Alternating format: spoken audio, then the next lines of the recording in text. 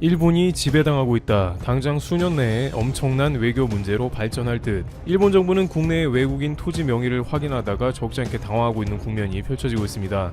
특히 군기지 주변에서 상당한 면적이 외국으로 팔려 나갔으며 그것이 중국 명의로 확인되었기 때문입니다. 그런데 지금까지 일본 주요 언론에서는 한국만 도마에 올리고 중국에 대해서는 큰 언급이 없었던 것입니다. 우선 일본 정부는 국경 도서 지역은 물론이고 각종 군기지 근처의 명부를 파악하는 작업을 해왔습니다. 그런데 지난 7년간 중국과 한국 등에서 약 80여 건의 거래를 통해서 군기지 땅 근처를 매입한 것으로 파악했습니다. 홍콩의 SEMP에 따르면 지난 7년간 도쿄는 물론이고 각종 군기지가 위치한 일본의 부지를 중국과 한국 기업이 지속적으로 매집해오고 있었으며 이는 일본 정부가 당황하는 상황으로 연결되고 있다고 전하고 있습니다. 보통 이러한 부동산 매집은 중국에서 많이 이루어지는데 한국에서도 이런 것이 있었나 궁금해지기도 하는데요. 한국은 2013년 나가사키현에 있는 대마도에 위치한 군기지 땅을 상당히 구매하기도 했습니다. 당시 한국계 기업이 해상자위대 시설 인근 토지를 매입한 사실이 알려지며 일본 여당에서 국방상 문제가 있다는 지적이 잇따르기도 했다고 교도통신은 소개한 바 있습니다. 4년 뒤 2017년에는 한국은 대마도 땅을 좀 더 사들였고 이는 극우 신문들이 대서특필하기도 했습니다. 당시 극우 성향의 산케이신문은 스시마의 토지와 건물을 한국인들이 속속 사들이고 있다. 일본 위기라는 사설을 통해서 대마도를 방문한 한국인이 전년에 비해 121.6% 늘어난 26만 명에 달한다며 한국 자본을 경계해야 한다고 보도했습니다. 일본은 한국에서 대마도는 한국 땅이라는 주장이 제기되고 있으며 이는 일본이 반드시 인식해야 할 문제라며 한국이 일본 땅을 사들이고 있는 것에 불편함을 느끼며 근본적인 대책을 요구하고 있는 실정입니다. 그런데 일본에서는 진정으로 우려하는 문제는 한국이 아니고 중국이 벌이고 있는 일이라고 전해지고 있습니다. 한국의 경우에는 대마도에서 각종 렌트 사업을 비롯해 여행업을 위해서 부동산을 구입한 것으로 전해집니다. 따라서 대부분의 경우 투자용인 것이고 군기지 주변을 구입한 것은 우연일 가능성이 높다는 것입니다. 또한 지속적으로 군기지 주변 토지를 일본에서 매입했으면 모를까 대부분의 경우에는 상업용지라는 것입니다.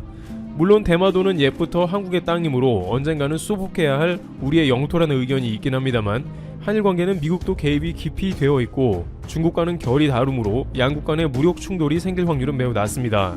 그러나 산케이 신문 등 우익 언론 등은 아베 정권의 한국 때리기로 지속적으로 한국과 관련된 사안을 거론하며 경계해왔습니다. 기본적으로 한국을 믿지 못하는 국가로 분류하고 밤낮 한국만 경계하다가 정작 중국의 본진을 빼앗긴 셈입니다. 그런데 설상가상으로 일본 정부는 최근 터진 국제 문제가 자신들의 문제가 될까봐 초긴장하고 있다고 전해집니다. 왜냐하면 중국이 호주에서 땅을 사들인 다음에 법을 활용해서 엄청난 일을 전개하고 있기 때문입니다. 현재 호주는 중국과 역사상 최악의 외교 관계가 펼쳐지며 중국의 경제 보복에 시달리는 상황이 지속되고 있습니다. 그런데 상황이 이렇게 악화된 시점에 호주인들이 즐겨 찾던 퀸즐랜드의 원시섬인 캐스윅에서 엄청난 일이 발생합니다. 이 섬은 중국의 차이나 블룸이라는 개발업체가 구입했고 해당 섬에 대한 소유권을 가지고 있는 것으로 확인됩니다. 그런데 이 중국 업체는 갑자기 호주와 외교 관계가 악화되자 호주 섬임에도 불구하고 호주인 출입 전면 금지를 시켰습니다. 많은 현지인들은 이곳의 해변을 즐겨 찾았으며 원시섬인 이곳은 신비감이 감돌아 관광 명소이기도 했습니다만 중국 개발회사 차이나 블룸은 해변 곳곳에 이 해변을 지나다니지 말라고 표지판을 세우는 등 호주인을 금지시켰습니다. 또한 이 중국 개발업체는 현지에서 거주하는 주민들이 이용하는 부두를 사용하지 못하도록 금지시켜버렸으며 비행기가 뜨고 내리지도 못하도록 활주로에 대한 이용도 금지시켜 사실상 이 섬에서 현지인이 퇴출되게 생겼습니다. 분명 땅은 호주 땅인데 중국 회사가 점거하고 있으며 호주 당국에서는 사유지이기 때문에 어떻게 못하는 상황이죠. 게다가 더 큰 문제는 앞으로 해변을 갖춘 멋진 이 섬이 중국인 전용으로 활용될 가능성도 있다는 것입니다. 이들은 중국인들에게만 섬을 오픈하고 중국 관광객 전용 프로그램을 개발하여 섬을 활용할 것으로 보입니다. 중국은 자국에는 외국인 토지 소유 자체가 불가능하지만 해외에서는 오히려 엄청난 토지를 사들이는 것뿐만 아니라 중국과 다른 외국의 사유재산법을 악용해서 오히려 현지인들을 내쫓는 상상을 초월한 방법을 쓰고 있습니다. 이와 같은 상황 등 현재 중국과 최악 외교관계에 직면한 호주 당국에서는 1:1로 제동 법안을 통과시켰습니다. 호주 당국에서는 호주 정부가 1:1로 협정을 마음대로 폐기할 수 있는 권한을 가지고 있으며 호주의 일부 주에서 진행 중인 1:1로 사업을 언제든지 정부가 폐기 처분할 수 있는 권한을 갖도록 했습니다. 중국은 지금까지 호주에 광범위한 투자를 해왔으며 특히 앞서 거론된 부동산 분야에서도 상당히 많은 지분을 가지고 있는 것으로 확인됩니다만 앞으로는 중국 기업이나 국가에서 투자를 진행하기는 어려울 것으로 관측됩니다. 따라서 이와 같은 흐름은 일본 당국에 있어서도 적지 않은 시사점을 안기며 큰 부담으로 작용할 것으로 보입니다. 한국과는 달리 중국은 언제든지 모든 기업을 국가에서 조종할 수 있으며 이는 반드시 정치적 리스크가 됩니다. 최근 알리바바의 마인 회장도 중국 당국의 눈밖에 나서 엔트그룹 상장이 좌절되는 상황을 겪은 바 있습니다. 따라서 중국 당국은 일본 내의 중국 기업 부지를 얼마든지 당국이 개입해 활용할 수 있다는 것입니다.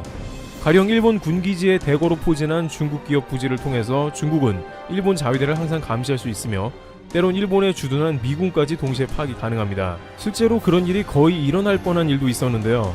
한 중국 기업은 이미 2016년 당시 미군이 주둔하는 오키나와 남부의 2.4헥타르 면적의 땅을 사겠다고 했습니다. 그러나 최종적으로 오키나와 시의회가 이를 거절했는데 자칫 중국의 오키나와 미군 기지는 물론이고 센카쿠와 가까운 오키나와 토지를 그대로 내줄 뻔한 일이 된 것입니다. 중국은 센카쿠를 밥 먹듯이 드나들고 있기 때문에 이러한 토지 매입은 일본의 등골을 서늘하게 합니다. 따라서 언제든지 중국이 대규모로 사들이는 토지들이 일본인이 출입 불가능한 영토로 탈바꿈하여 중국의 외교적 알박기가 될지 아무도 모른다는 것이죠. 또한 군기지뿐만 아니라 홋카이도를 비롯한 다양한 지역에 중국의 영토 매입은 계속 진행 중입니다. 그러한 장소 역시 언젠가는 일본인들이 자국 영토임에도 불구하고 출입 못하게 될 수 있다는 불안감을 줍니다. 호주와 중국 외교 갈등에서 그러한 사례가 등장했으므로 얼마든지 중국발 정치 리스크가 커짐을 의미하는 것이죠. 그런데 한편으로는 한국에서도 이것을 남의 일로 치부하고 웃어넘기면 절대로 안 된다는 의견도 제기되고 있습니다. 특히 최근 한국의 최서단에 위치한 경리열 비열도가 하마터면 중국에 단돈 20억 원에 팔릴 뻔한 일도 있었습니다. 중요한 것은 서해상의 중국 불법 조업의 50% 정도가 경리열 비열도 인근에서 이루어지고 있었다는 것이며 한국에 있어서는 매우 중요한 포인트입니다. 만약 경리열 비열도가 중국인 손에 들어갔다면 한국 땅임에도 불구하고 해당 섬에는 불법 어선들이 들끓을 가능성도 배제 못하며 엄청난 골칫거리가 될 뻔했습니다. 2014년에 국토교통부가 경리열 비열도를 외국인 토지거래 제한 조치를 내렸으며 현재는 다행히 한국 당국은 경리열 비열도에 저반시설 설치 등 전략적인 중요도를 부여하는 작업을 진행 중입니다. 그러나 많은 이들은 특히 중국에 대해서 외국인 토지거래 제한 관련한 법안을 확대해야 한다는 목소리를 냅니다. 중국과 수천 킬로미터 떨어져 있는 호주도 중국의 자본이 침탈하여 다방면으로 괴롭히고 있는 상황이 이어지는데 지리적으로 가까운 한국은 좀 더 많은 중국인들이 토지와 건물들을 사들일 수 있기 때문입니다. 예를 들어 중국의 일부 부동산 취득이 늘어가면서 안 그래도 치솟는 집값 등에 부정적 영향을 끼치게 되며 한국의 큰 면적을 소유하는 중국 관련한 기업들이 늘면 나중에 해당 지역의 중국 관광객을 제외한 한국인들이 사실상 소외되는 일도 생길 수 있습니다.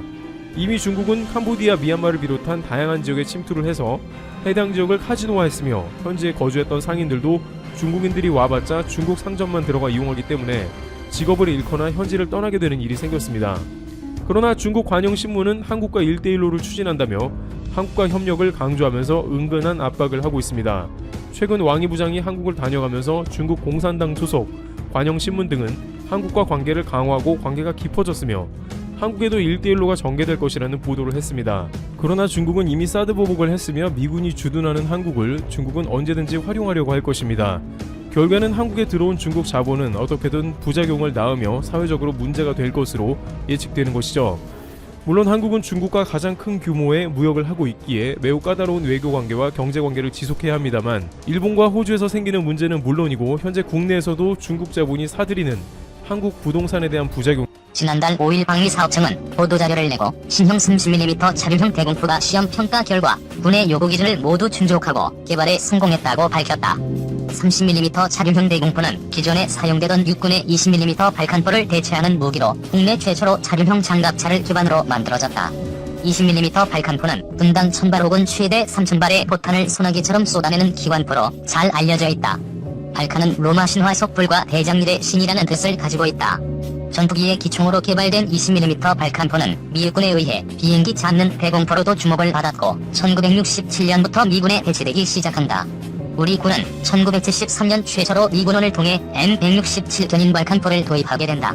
도입과 함께 국방과학연구소를 중심으로 M167 견인 발칸포의 국산화를 추진했다. 그러나 핵심 장비인 레이더를 비롯한 사격 통제 장치는 당시 국내 기술 수준으로 개발이 불가능해서 결국 한미 공동 생산 방식으로 만들어진다. 1975년까지 도입된 M167 견인 발칸포는 국가 중요 시설의 대공 방어에 사용되었으며 이후 성능이 향상된 국산 KM167A1 견인 발칸포를 야전에 배치 운용하게 된다. 1980년대 중반에는 한국형 장갑차인 K200에 20mm 발칸포를 탑재한 K263 자주 발칸포가 개발되었으며 지금도 기계화 부대의 대공포로 사용되고 있다. 이번에 개발 성공한 30mm 자륜형 대공포는 자체는 육군에 배치 중인 보병 전투용 K808 자륜형 장갑차를 사용했고 포탑에는 30mm 기관포 이문과 추정 및 조준 장치를 장착했다. 비록 발사 속도는 기존 20mm 발칸포에 비해 느리지만 사거리가 1.6배 늘어나고 스스로 이동이 가능한 자주 대공포로 개발돼 기동부대와 함께 방공작전 지원이 가능하다. 또한 네트워크 중심전 개념이 도입되어 방공제휘 통제 경보 체계 등 사격 통제 체계와 연동하여 실시간 작전을 할 수 있다. 연동 불가 시에는 포탑에 장착된 전자광학 추적 장치로 자체 표적 탐지를 할 수 있다. 이 때문에 기존 20mm 발칸포 대비 주야간 전체 후 임무 수행이 가능하며 명중률도 대폭 향상되었다. 30mm 자륜형 대공포는 화력은용 분석 모델 전투 실험 모의 분석 결과 임무 수행 능력이 현재보다 약 4배 향상될 것으로 기대되고 있다. 또한 20mm 발칸포와 달리 운용 인력의 절반 이하 즉 중대 기준 48명에서 18명으로 운용이 가능해 미래 군구조 개편에 따른 운용 인력 감소에도 대비할 수 있게 되었다. 2015년 6월부터 550억 원을 투자하여 한화디펜스 한화 시스템과 개발에 착수한 30mm 자륜형 대공포는 주요 방산업체 5개사와 중소협력업체 200여 개사가 참여했다. 이밖에 국산화율이 95% 이상으로 국내 방산업계 활성화와 관련 일자리 창출 등 경제적 파급 효과도 예상되고 있다. 유튜브 채널 KRTV 뉴스. 본 포스팅이 도움이 되셨다면 구독과 댓글 요관심 표현해주세요. 영공사수 30mm 자륜형 대공포 최초 양산 착수. 방위사업청은 6월 24일 한화디펜스 주식회사와 2,500억 원 규모의 30mm 자륜형 대공포 최초 양산 계약을 체결하고 본격적인 양산에 착수한다고 밝혔다. 30mm 자륜형 대공포는 노후화된 육군과 공군, 해병대에서 장기간 운용 중인 구형 대공포 발칸을 대체하기 위해 개발되었다. 한화디펜스 주식회사가 2015년부터 2019년까지 5년간 연구 개발하였으며 시험평가를 거쳐 군의 요구 기준을 모두 충족하여 지난 1월 방위사업추진위원회에서 최초 양산 계획을 확정하였다. 최초 양산된 30mm 자륜형 대공포는 내년부터 순차적으로 전력화할 예정이다. 30mm 자륜형 대공포는 사거리가 기존의 발칸의 1.6배인 3km 이상으로 늘어났으며 자륜형 장갑차를 차체로 활용하여 개발됨에 따라 기동부대와 함께 방공작전이 가능하고 개발 비용과 운영 유지비도 절감할 수 있다. 특히 30mm 자륜형 대공포의 눈이라고 할 수 있는 전자광학 추적 장치는 한화 시스템 주식회사에서 국내 기술로 최초 개발하여 유사무기 체계에서 운용 중인 해외 도입품 대비 자체적으로 표적을 탐지, 추적하여 사격이 가능하도록 성능을 향상했고 단가도 1월 3일 수준으로 비용을 절감하였다. 운용인력 역시 기존 발칸과 비교하여 중대 기준 48명에서 18명으로 운용이 가능해져 미래 전장 환경에 맞는 명실상부한 저비용, 고효율의 대공포라 할 수 있다. 이번 양산 사업은 한화디펜스, 한화 시스템 주식회사 등 주요 5개 방산업체와 중소협력업체 200여 개사가 참여하고 국산화율 또한 95% 이상으로 방위산업의 활성화와 일자리 창출에 크게 기여할 것으로 예상된다. 또한 해외 무기 발전 추세를 반영하여 기동성이 향상된 자륜형 대공포를 개발함으로써 향후 수출도 기대되며 다양한 위협에 대응할 수 있도록 단거리 유도탄과의 복합화 등 성능 개선도 가능하다. 방위사업청 안효근 유도무기 사업부장은 30mm 자륜형 대공포의 양산으로 기동성이 향상된 신속 대응으로 적어도 공중 방위 능력 향상과 경제적으로 어려운 시기에 방위산업 활성화와 일자리 창출에도 크게 기여할 것으로 기대된다. 라고 밝혔다.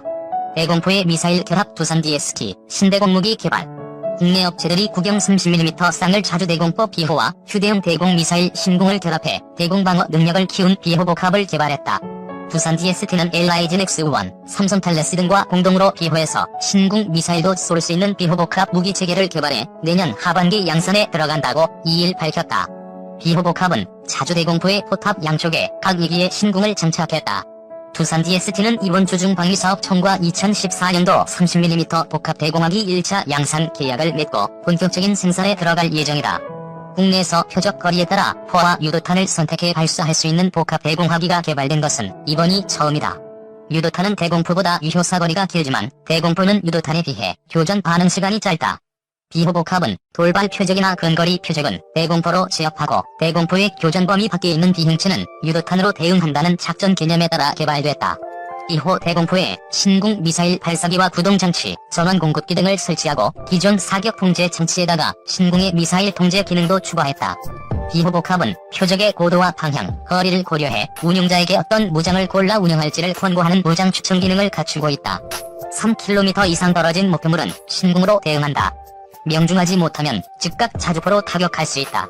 두산 DST 관계자는 해외 유사무기와 비교할 때 성능과 가격에서 경쟁력을 갖추고 있다며 현재 외국과 수출 협상을 벌이고 있다고 밝혔다.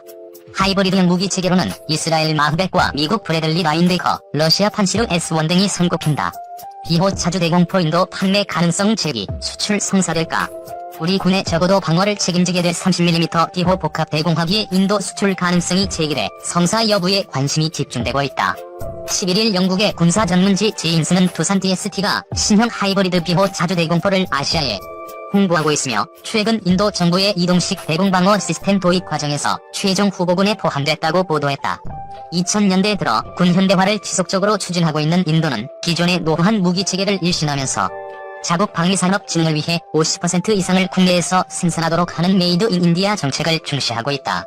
인도군의 적어도 방공